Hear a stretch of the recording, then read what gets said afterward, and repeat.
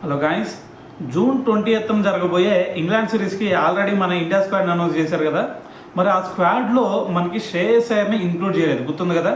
మరి అయితే శ్రేయస్ అయ్యర్ని ఇంక్లూడ్ చేయలేదని చెప్పేసి చాలామంది మాజీ క్రికెటర్స్ కూడా సెలక్షన్ కమిటీ మీద కొంచెం ఆగ్రహం వ్యక్తం చేశారు.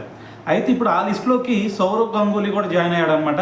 అయితే సౌరవ్ గంగూలీ కూడా ఇప్పుడు మాట్లాడుతుంది ఏంటంటే, మనకి శ్రేయస్ అయ్యర్ని చూసుకుంటే మీరు దేశవాళీ క్రికెట్లో ఎక్సలెంట్ పర్ఫార్మెన్స్ ఇచ్చాడు. మరి వాళ్ళ టీం ఎటువంటి సిచ్యువేషన్ ఉన్నా సరే, ఎటువంటి ఒత్తిడిలో ఉన్నా సరే అతను ముందుండి మ్యాచ్ ముందుకు తీసుకెళ్ళేవాడు. సో ఇటువంటి శ్రేయస్ అయ్యర్కి మరి ఇప్పుడు ఇంగ్లాండ్ సిరీస్లో ఆడగల సమర్థత, అలాగే అతనికి ఆ సత్తు ఉంది. మరి ఎందుకు ఇంగ్లాండ్ సిరీస్కి అతన్ని సెలెక్ట్ చేయలేదు అని చెప్పేసి కూడా గంగూలీ అయితే మాట్లాడటం జరిగింది. అయితే దానితో పాటు ఇక్కడ అతను చెప్తుంది ఏంటంటే, రేపు ఇంగ్లాండ్ సిరీస్ ఉంది కదా, ఇంగ్లాండ్ సిరీస్లో ఒకటైతే గుర్తుపెట్టుకోండి, నేనే గనక సెలక్షన్ కమిటీలో కనుక ఉన్నట్టయితే ఖచ్చితంగా శ్రేయస్ అయ్యర్ని ఇంక్లూడ్ చేసేవాడిని.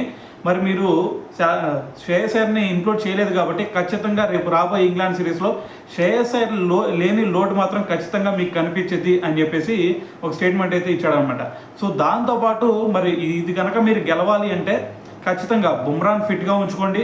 దాని తర్వాత బ్యాటింగ్ ఏదైతే ఉందో బ్యాటింగ్ ఆర్డర్ కొంచెం మెరుగుపరుచుకుంటే ఇంగ్లాండ్ గెలవటం అనేది పెద్ద అసాధ్యం కాదు. సో ఇది మాత్రం గుర్తుపెట్టుకోండి అని చెప్పి సౌరవ్ గంగూలీ దీని గురించి అయితే మాట్లాడాడు అనమాట.